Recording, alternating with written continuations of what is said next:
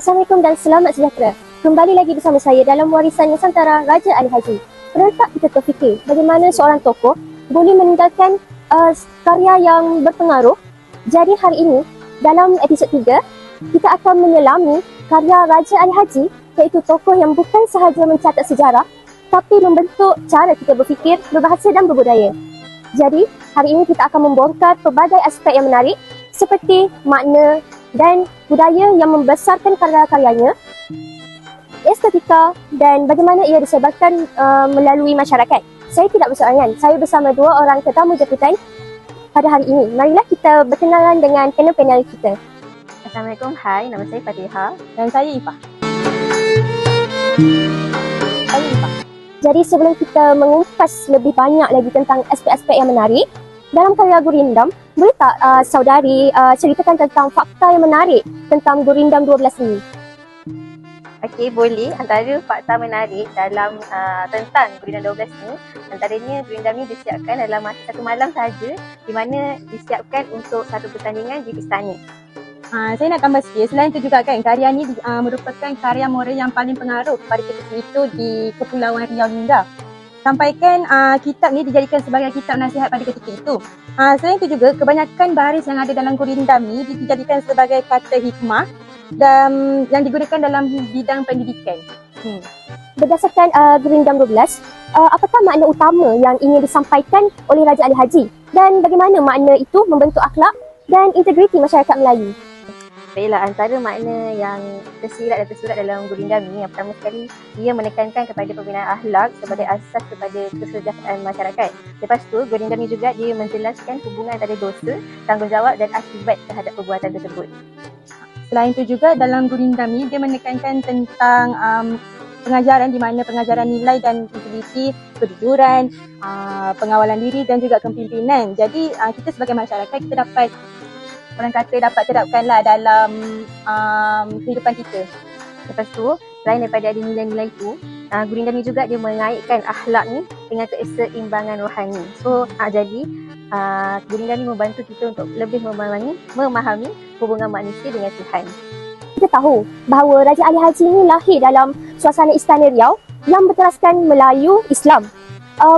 Bolehkah saudari ceritakan bagaimana latar budaya yang mempengaruhi penghasilan Gurindam 12? Baiklah, antara latar budaya dalam karya Gurindam 12 ni ialah di mana karya ini ditulis dalam suasana masyarakat istana yang di mana mereka sangat menekankan terhadap pendidikan agama. Selain itu, seperti yang kita tahu, Melayu ni sangat sinonim dengan agama Islam yang kuat dengan adab, kesopanan dan juga nasihat. Lepas tu, untuk Gurindam 12 ni, pada ketika itu, latar masyarakat sangat berpegang pada tradisi Gurindam, terloka dan juga pantun. Sebab itulah Gurindam 12 ni pada ketika itu senang sangat tersebar sebab masyarakat dekat dengan karya-karya seperti itu. Dan karya Gurindam ini lahir ketika Riau menjadi pusat ilmu di Kepulauan Melayu. Jadinya, Gurindam ni merupakan salah satu karya yang menggambarkan keutamaan ilmu agama sebagai tunjang kehidupan pada ketika itu. Seperti yang kita tahu, Gurindam 12 ni dia tersusun dalam bentuk dua baris dalam setiap fasa. Jadi apakah kelebihan estetika dan bagaimana struktur ringkas dapat menyampaikan nasihat dengan lebih berkesan kepada masyarakat? Baiklah, Gurindam 12 ni dituliskan dalam bentuk struktur dua baris yang sangat ringkas. Tapi walaupun dia ringkas kan, kita masih boleh fahamlah secara langsung dan secara mendalam tentang apa yang ingin disampaikan dalam karya tersebut. Selain itu juga, Gurindam ni juga dia menggunakan lapis makna falsafah yang sangat halus. Walaupun dia sangat berfalsafah, kita masih boleh fahamlah maksud yang ingin disampaikan kerana bahasa yang digunakan tu mudah untuk difahami oleh pembaca. Betul tu, Ifah. Dan karya ini keindahannya terselah melalui elemen pengulangan, hikmah dan keseimbangan yang menyebabkan Gurindam ni berbunyi sangat merdu apabila dibaca.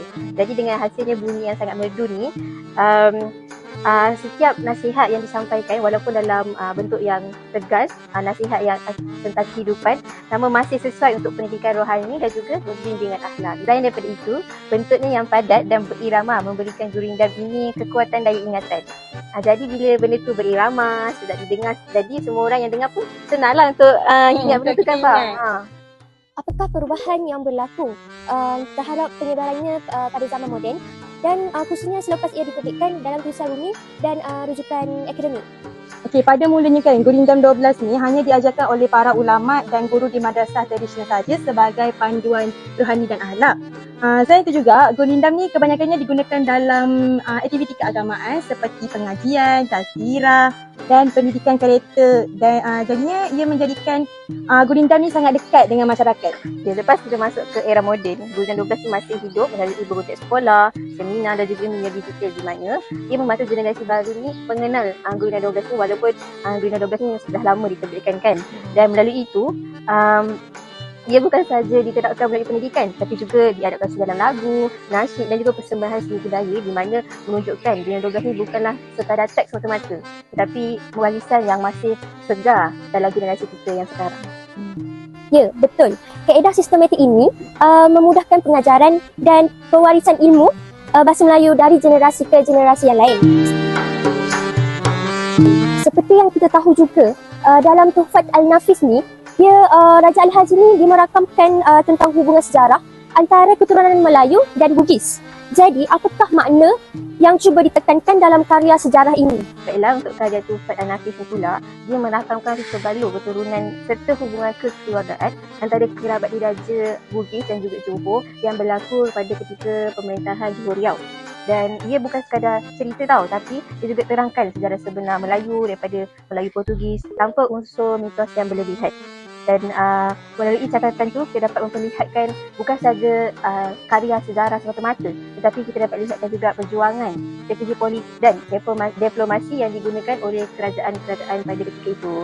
Itu juga, karya ni dia menekankan tentang kepentingan perpaduan yang wujud dalam kalangan keturunan itu sendiri kerana ianya dapat membantu dalam mempertahankan negeri.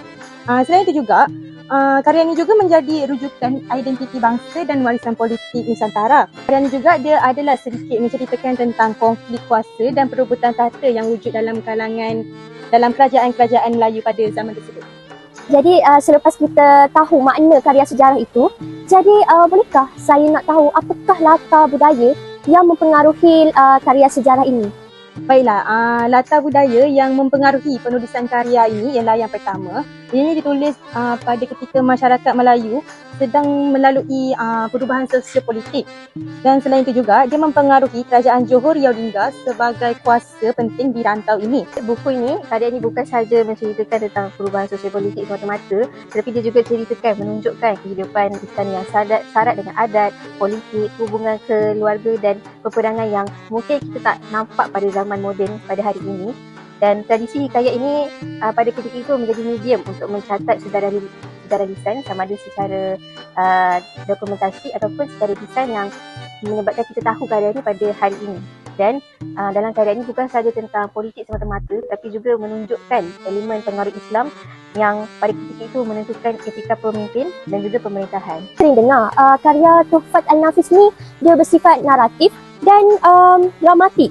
Jadi, apakah ciri estetika yang paling menonjol dalam karya ini dan bagaimana ciri ini menjadikan ia lebih hidup berbanding hikayat biasa? Baiklah, ciri estetika yang terdapat dalam karya Tuhfat Al-Nafis ini, yang pertama dia menampilkan gaya penceritaan seperti yang disebutkan oleh saudari tadi iaitu dramatik dengan adanya pertarungan, konflik dan juga peristiwa bersejarah.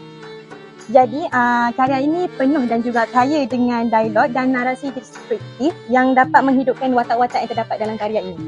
Dan selain daripada penceritaan yang dramatik, konflik dan peristiwa yang bersejarah, karya ini juga menggunakan bahasa klasik yang sangat indah namun tetap mengekalkan ketepatan fakta pada ketika itu. Penulis dalam karya ini, Raja Ali Azzi, turut menggabungkan unsur hikayat dengan catatan kronologi, menjadikan cerita ini seimbang antara sastra dan juga sejarah. Bagaimana saudari melihat peranan karya ini dalam memberi asas kepada pengembangan bahasa Melayu moden? Okay, untuk karya Tuhfat Al-Nafis ni, pada mulanya karya ini disebarkan melalui tulisan tangan di istana dalam kalangan bangsawan je. Lepas tu dari situ, ulama dan bangsawan ni membawanya ke pelabuhan dan pusat dagangan. Pada masa kini pula, karya ni ditulis dalam bentuk Rumi dan Jawi supaya ia dapat memudahkan masyarakat seperti kita untuk faham tentang apa yang ingin disampaikan dalam karya tersebut. Sekarang Tufaq An-Nafis ni juga dah menjadi bahan rujukan kepada kebanyakan universiti dan juga bahan tesis sejarah serta dokumen akademik supaya pelajar-pelajar di peringkat universiti dapat mengkaji berkaitan dengan karya yang dihasilkan oleh Raja Ali Haji. Bagaimana saudari melihat peranan karya ini dalam memberi asas kepada pengembangan bahasa Melayu moden? Baiklah, untuk karya Ustaz Al-Khatibin ni, dia memperkenalkan konsep asas ilmu bahasa secara tersusun dan juga menjelaskan cara menulis jawi dengan kaedah yang sistematik dan di mana memberi asas kepada pengembangan bahasa Melayu moden pada hari ini. Dan daripada itu, Ustaz Al-Khatibin juga dia menjadi panduan bagi penulis surat rasmi, pegawai istana dan guru serta mengangkat bahasa Melayu sebagai bahasa ilmu, bukan sekadar semata-mata bahasa komunikasi harian. Dan daripada situ kita nampaklah yang Ustaz Al-Khatibin ni sememangnya menjadi satu panduan dan rujukan tata bahasa yang banyak digunakan sampailah ke hari ini. Ya, betul. Kaedah sistematik ni memudahkan pengajaran dan pewarisan ilmu bahasa Melayu dari generasi ke generasi yang lain. Seterusnya, bolehkah saudari ceritakan latar budaya yang ada pada kitab Bustan Al-Khatibin?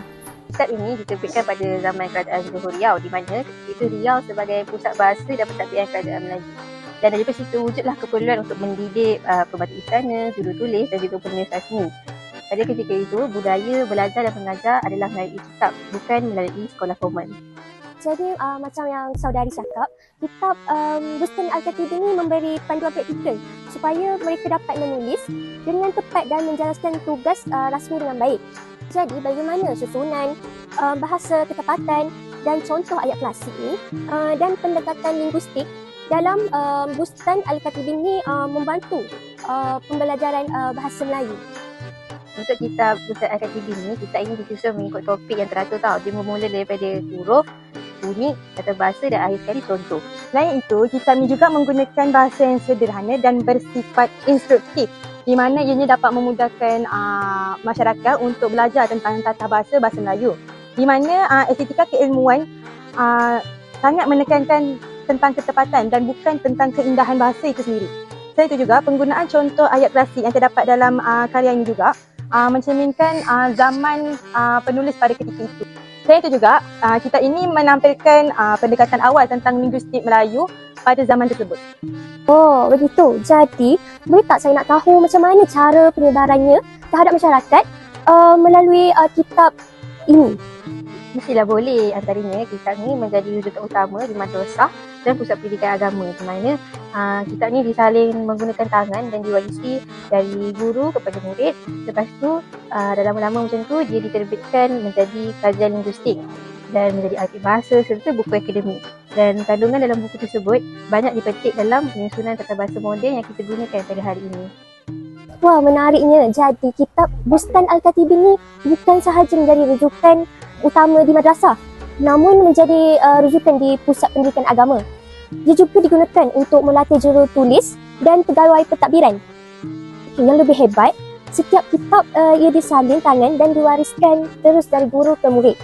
Jadi sebelum kita menutup tirai segmen kita pada hari ini, sudah pasti ada fakta yang menarik tentang kitab Bustan Al-Khatibin ini. Bolehkah saudari berkongsi? Saya rasa antara fakta menarik yang saya tahu tentang kitab ini ialah kitab ini merupakan kitab tata bahasa Melayu terawal yang diketahui sebelum wujudnya sistem tata bahasa yang moden. Selain itu juga, kitab ini menjadi karya asas kepada pembentukan ejaan Jawi baku pada zaman seterusnya. Saya nak tambah sikit iaitu berkaitan kandungannya. Kandungannya tu masih relevanlah untuk dikaji dalam kajian filologi pada hari ini. Demikianlah perbincangan kita pada segmen kali ini. Jadi semoga perkongsian tadi memberi manfaat dan membuka ruang untuk kita lebih menghargai warisan intelektual Melayu ini. Jadi saya rasa setakat itu sahaja daripada saya pada hari ini. Sekian, terima kasih.